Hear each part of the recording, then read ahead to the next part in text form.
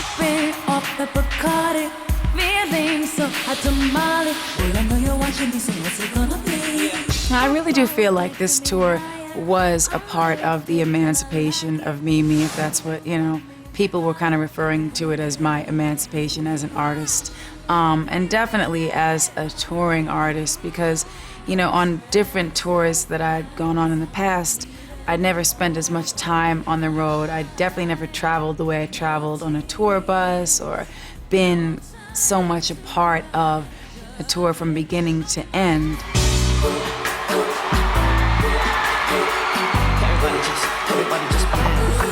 I think that this did begin something that I'd like to continue for the rest of my life, because I do love meeting my fans, performing for my fans. It's a little bit difficult for me because when I go out on stage, it takes a lot of preparation in terms of just resting time and really treating my voice like an instrument. So that's difficult for me. But that's just because it's hard for anybody not to speak for 24 hours. But I did the best I could, and I had a good time. So packed up my Louis Vuitton, jumped in, you're ready to go. You never ever find a girl who loves you more than me.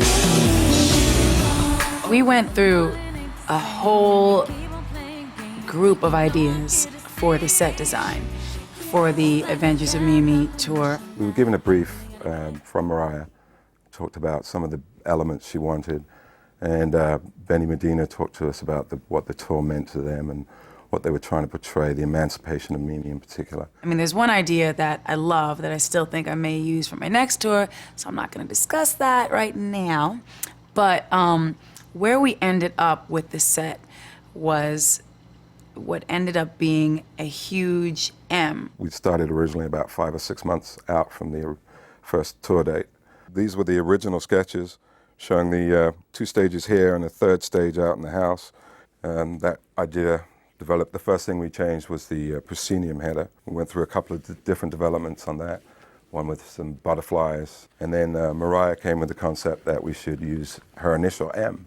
The M was actually my idea, and I wanted it to be something that you could project on, or you could just see, imagery on. It was really important because of how big the places, the arenas or the stadiums or wherever we were playing were. When Mariah suggested that we use the M, it just seemed natural for me to fill it with the LED modules so that we could get many different looks out of one set piece. We went as far as rendering, set renderings for each song in the show, so that before we got to rehearsal, we were all in agreement on the path for that song, the look, the vibe for that song. For me, the screens were very important because the venues were really large, and I wanted the crowds to feel the excitement of a large venue, but also the intimacy of being up close and personal with me. So it was important for me that the fans felt a strong connection to me. And I think that the screens and the M all being sort of this visual kind of link to the people in the way, way back, back of the arena, that's something where, you still feel like you're part of a big event, but you're still at least, you're close to the person up on stage. Each song had specific meaning, specific direction, and there were some details that took us a while to get, to understand, but yeah, Mariah's very specific about a lot of those ideas. One of my favorite things about this tour was being able to do something I've always wanted to do, which is have a second stage and surprise people by showing up in the middle of the crowd. Not that it's something that's never been done, but it's something that I had never been able to do. It's not easy to do. A lot of people try to tell me, don't do that, it's too expensive and whatever. And the truth is that it is, but you know what? I know that the fans appreciated it. It's just nice for people to, everybody can't be up front, so it's nice to be able to play to a whole nother section of people and be surrounded by a whole nother section of people. And it was really important to me to try and surprise the fans. I mean, obviously I know that once you do your first show, the fans basically know what you're gonna do, unless you change the whole thing every night. But that was fun. I had a good time. Hi, Honeybee Fly. This is Rachel. How are you guys? I hope you guys are doing good. I hope you guys are ready for the tour, Mimi's adventure. You know, Mimi, go way back. Rachel is a really good friend of mine. She is a co-choreographer, and she also is a dancer, and she is a really fun person, and we definitely have laughs on stage. So I'm a dancer. I'm the other half of Rachel, and I'm really excited to be here. Everybody's amazing, and we have such a cool time. And there's nowhere else I'd rather be. We're really charged after the show. We get on the bus. All right, so we're on the dancers bus. It's not bleak. She goes to her nice little cute little automatic princess bus, pink yet lavender, and she's just like singing, you know, like really zen music going on. No, I'm joking, she doesn't do that. She listens to rap music all night. The fun place to be is really the dancers bus. And that's not the healthy place for the singer to be. Now, the dancers always have a stone groove on their bus. I can't endorse nothing. My name is Brian Tanaka. Let me introduce you to a good friend of mine. It's Eddie Morales right here. They call me Goof. As you can see, I got some jokes, but my real name is Russell Lee Wright. KC, M.O., you know what I'm saying? That's your Goof. But, That's what's up. I'm totally enjoying myself. I'm with a legend, and that feels wonderful. That was a nice adventure of Mimi. Yo, we got the hottest singer on the planet. She's made one of the dopest records ever. She's sold 175 million copies. We need to have a hot, sexy, good-looking, unbelievable band. I mean, there are some musicians I've worked with before, like Eric Daniels, who plays keyboards. He's a really nice guy. It's Trey Lorenz back now. You got the real Trey here. I've known Trey the longest out of anybody. We out here on the Adventures of Mimi tour. We're having a wonderful time. Mariah's been putting her thing down. She's doing all the hits. We met when I was making my first record, my first album, and we've been friends ever since. And he's one of those really fun people that people tend to just latch onto him because he's like a party on legs. He's just a funny guy, and he's extremely talented. I really think he's got a lot of versatility in terms of his vocals, his range. Hey, honeys that be fly, I would be Sherry, aka the Mae West of Brooklyn. Definitely having Sherry, who I like to call the Mae West of Brooklyn. Yeah, and don't tell nobody, but I'm Mariah's favorite. She is too much for words.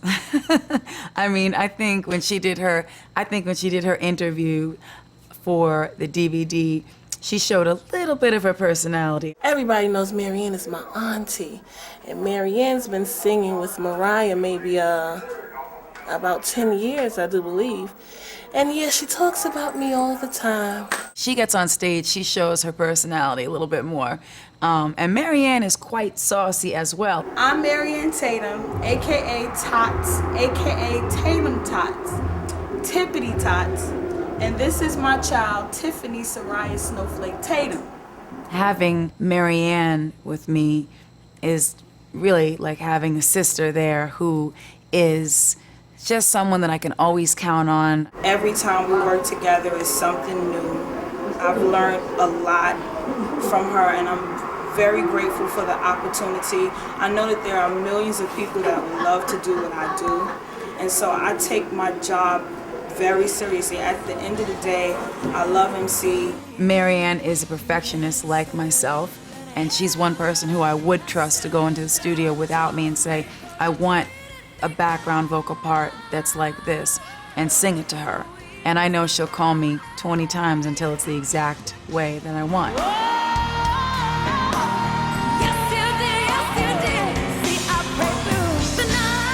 We have a good time on stage. All the singers are funny. They all have jokes. Like, they're all cracking jokes the whole time. That's why sometimes I can't even make it through the song. Especially I'll Be There. Because when Trey is standing there, you know, you never know if he's gonna poke me in the side or whatever. People always be like, why do you guys laugh? It got so bad to the point we couldn't even practically do the song anymore because we would just be laughing at each other. What's up, Anaheim? I go by the name of the Young King, DJ Sus One. All my sexy ladies make some noise real loud. We had DJ Excess One, who's become like, just someone that I really have found to be a lot of fun. We have a lot of things in common, and we would be doing practical jokes and stuff, behind the scenes on the tour. Basically, what I do on this tour is I'm the DJ for Mariah, do a few scratches on a few of her records, and then when she goes backstage and does her thing to get ready for the next song, I have to hype the crowd up. Get out your seats, ladies! That's how I do it.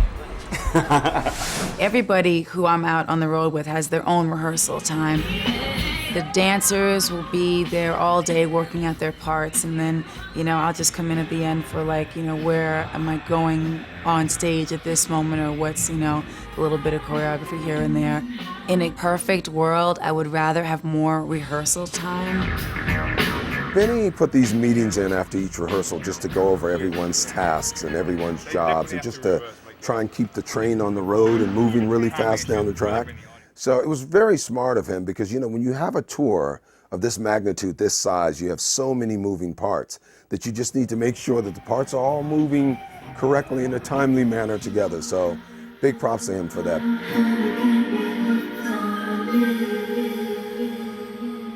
You can rehearse something until you're blue in the face, and that doesn't mean you're going to do it perfectly every night. We've seen people who clearly are consummate professionals have really disastrous moments on stage that nobody could have really helped or prevented. It's just what, you gotta, like they say, the show must go on, so you deal with it. One time I came up on the lift, and this is nobody's fault really, but the lift was about this far away from where it needed to be. But I still had to somehow get off of that thing. I had a few really difficult moments, even just with, malfunctions that were nobody's fault. But one time, a shirt popped open, and I had to continue singing and hold the top of the shirt while making sure that, everything didn't kind of pop out all over for the world to see. I decided to wear pasties. I'd flash you, but you never know what can happen with that. So I wear pasties now because I was singing Fantasy, and all of a sudden the top was like, shh, pow, but it didn't go pow. I held it together like a trooper because the show must go on. Yes. I'm just meditating on the set list right now. Sorry it'll be boring. It's what I do best. We've got to go. All right, we're moving. It's a really difficult process just to decide what the songs are going to be that I sing on stage, just to make the set list. I've always liked to know what my fans like to hear live. It was really tough to make the selection because we go through it all the time. I mean, there's still songs that we haven't yet put back in the set that we used to have in the set years ago. I love Vanishing. There's just so many songs. And I think, we based the set on also logistics, as I said. There was a B stage, where she was entering, on which ramp, you have to coordinate it all. I really enjoyed starting the whole show with It's Like That, being that it was technically the first single from the emancipation of Mimi, which started the emancipation thing and started the adventures and that whole thing, but I really enjoyed it. I mean, it was like a whole different, a whole different sensation. Baby, I'm making the most of life. I said everybody. I used to open the show with Heartbreaker, but this time around it was my second song. And it's funny because I can't ever decide between the two versions. There's one version with Jay-Z and one version that had Brat and Missy on it. I loved both videos and both versions of the song, and it was really incredible to be able to have Brat come out, and then at Madison Square Garden to have Jay-Z come out, and the place just went wild. And that was like one of my most fun moments, and so that was a really cool thing for my fans.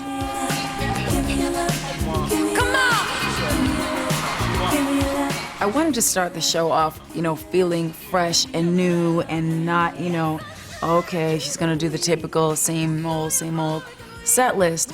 But, some things work really well back to back, and, some things it's okay to experiment with, like certain songs, like Dream Lover this time around. I really, and I think the fans really responded well to it as well. I really wanted to do something different with the sample, because it's written, the original Dream Lover is written over a sample of a song called Blind Alley. So it's like a classic hip hop loop that most people don't even realize the song is written over. So it wasn't that much of a stretch to figure out what to do with it.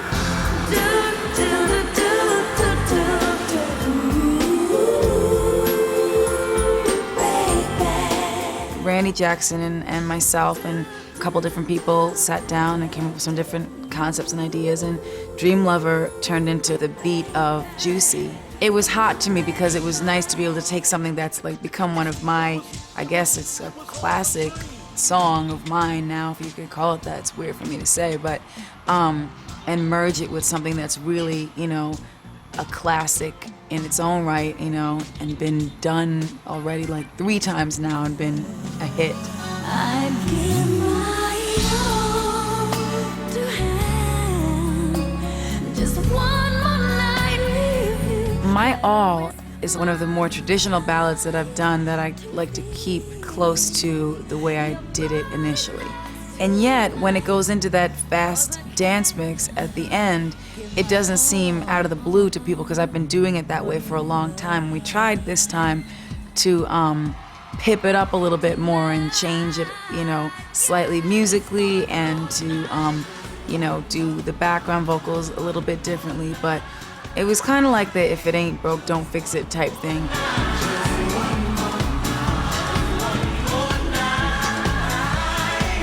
It's one of those songs where, I mean, I'll never forget even recording that dance version, the fast version of that song. We did it in Australia when I was on tour during Butterfly.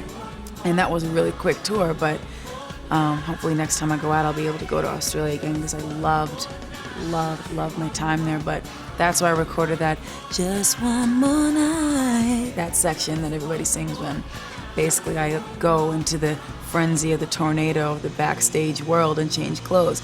But, you know, it's one of those songs that I'll always do. It's very nostalgic, and I think people like to hear that first ballad. They are kind of waiting for me to open up and sing that first big ballad. Treated me kind, sweet destiny.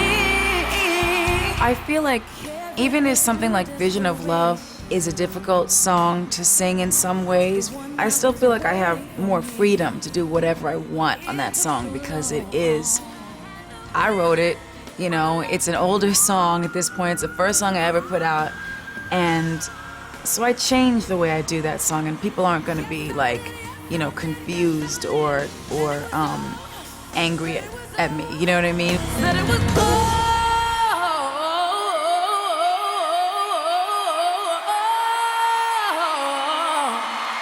Putting Vision of Love, which is a difficult song to sing, into Fly Like a Bird was a difficult thing, but musically, the two songs flowed together. They were both spiritual songs in my mind. I mean, a lot of people wouldn't think that about Vision of Love, but really that song is about God and about spirituality, as is Fly Like a Bird. And, you know, it was less overtly about that, you know, but it really always was about that to me. Bringing out the choir now, which means we're going to have a special moment. This next song is from the Emancipation of Mimi. Doing Vision of Love and Fly Like a Bird back to back, even though it's so much appreciation from the audience there when they know how hard you're working, at a certain point you really have to just let go and let God, and I had to just do that and let it be what it was going to be.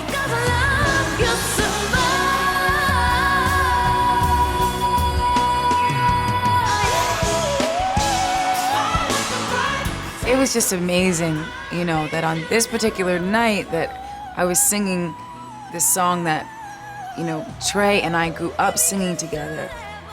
I didn't even tell Trey, because I don't know if he would have been able to get through the song, but to know that Mr. Berry Gordy was in the audience, the man who created Motown Records. 'Cause if she doesn't, then I'll be there. Sometimes I don't want to know when there are legends in the audience like that, you know, because it's very overwhelming.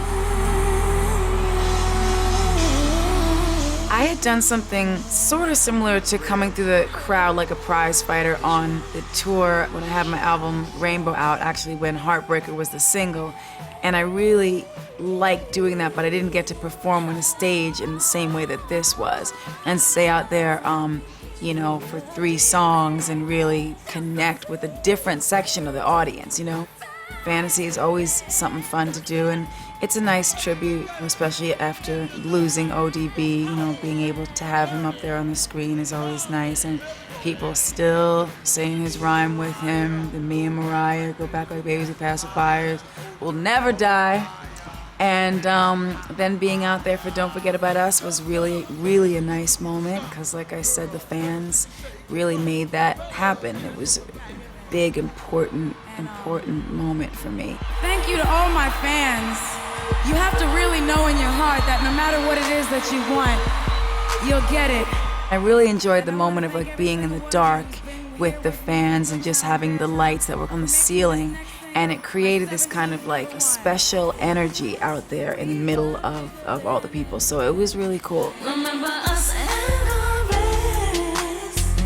Don't forget about late nights. And then Always Be My Baby is one of those songs that people have known for a long time, and that was Jermaine Dupri. We wrote Don't Forget About Us, which was my most recent #1, and Always Be My Baby together, which was the first song we ever wrote together.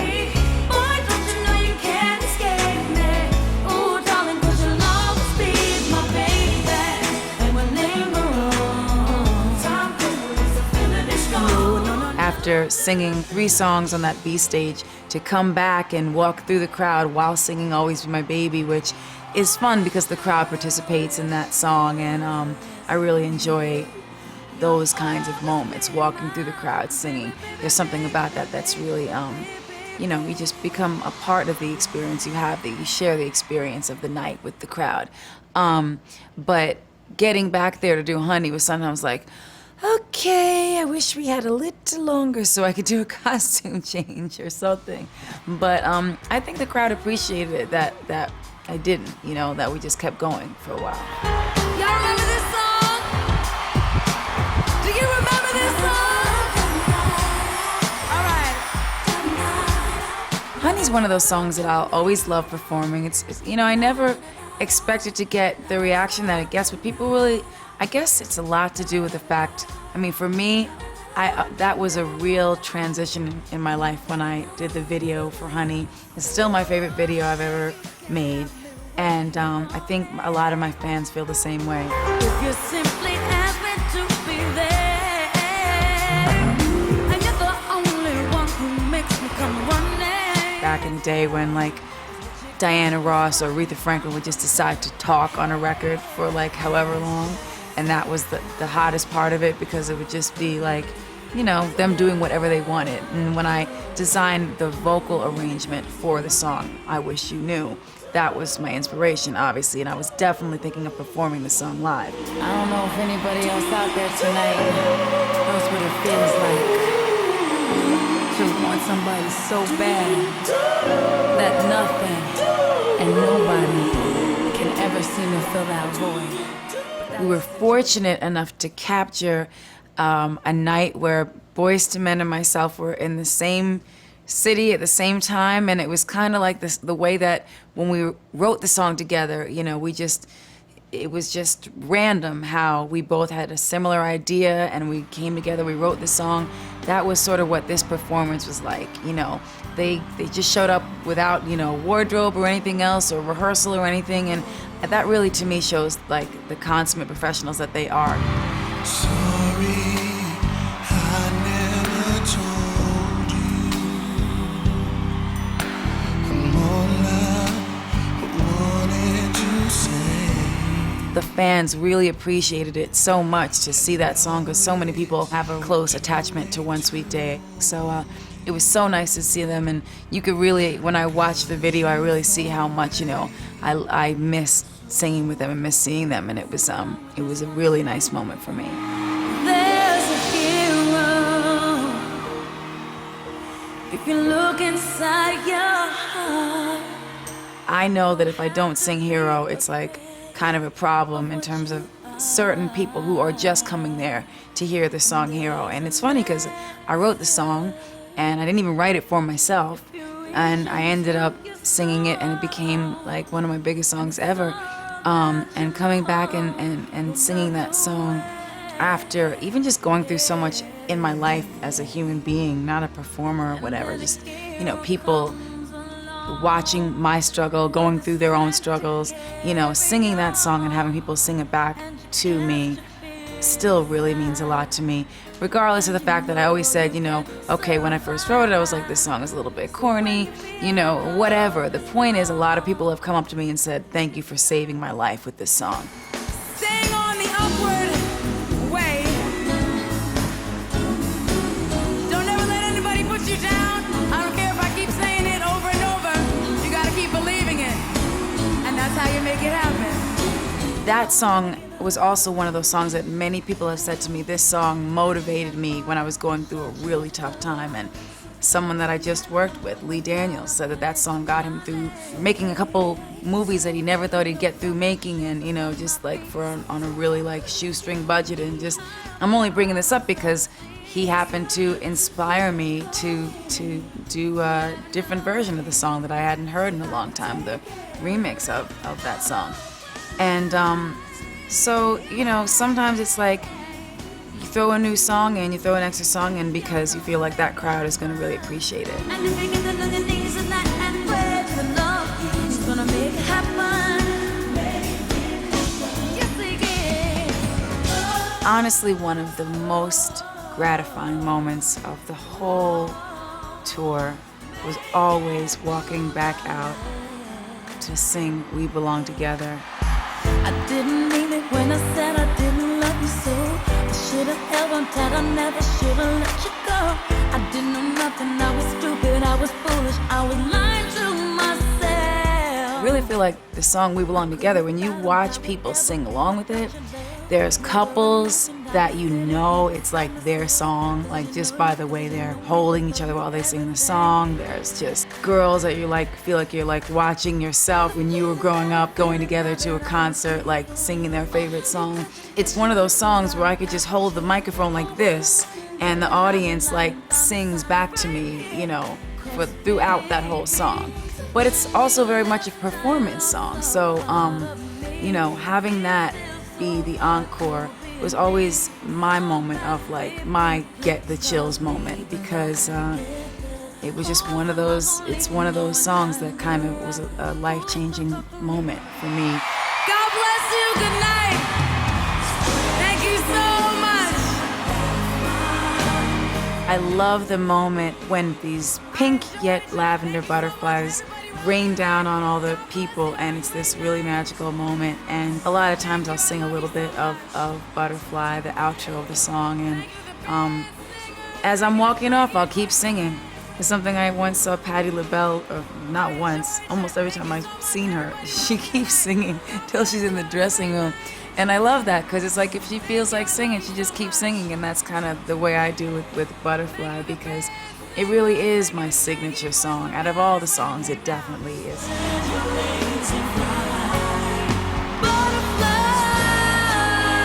It's really hard to summarize what I learned or experienced or felt most out of this tour, because it was like a roller coaster, like the metaphor that we used to begin the show. I think every Mariah tour is really, really different. I think from the song list that we're doing to how she's doing it, to the stage design, to the look of the band, the sound of the band, you know, everything's different. The costumes, the wardrobe, everything's just completely different. I really did have a good time, and there's nothing like seeing my fans that up close and personal, especially with the tour bus, being there every night, and the real devoted fans who would come there and have some things that were just really special to them that they had to give me.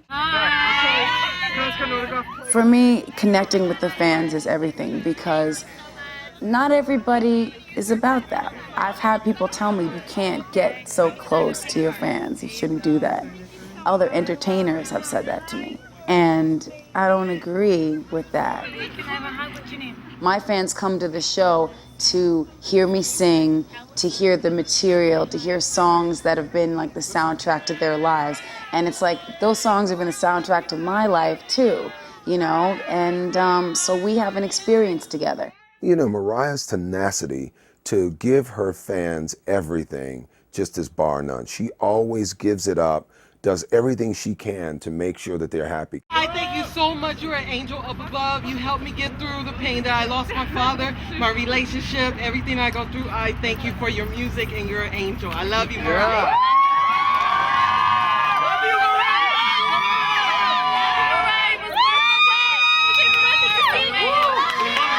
I love you, Mariah. Laugh for life. Yeah! The fans are the ones who get you going. My fans have been with me through every adventure in my career. And I think in the end, you know, I felt like it was important to document it. Whether or not, you know, everything was perfect doesn't really matter. It's about the fact that we all went on this journey together, me and my fans and my friends and the people who were, you know, a part of the tour, part of the experience. We all had an adventure together. If you don't take the risk, you may not experience the adventure.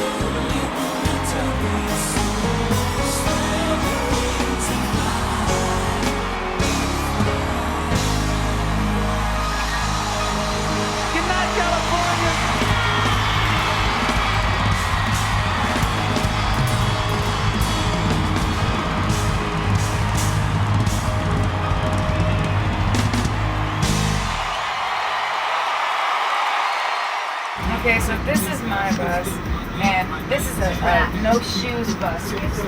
There was a rumor that Jack had his own bus. I mean, to me, my bus was Jack's bus because he just takes over wherever he likes. These are bunks, and this will be the infamous nook of Jack. So he had his little nook that was designated for him, but sometimes he would stay on the bed, and, you know, I love those moments because it's just really cute. And I have some really adorable pictures too of just like Jack hanging out, sleeping on the bed on the tour bus. Look at the boy.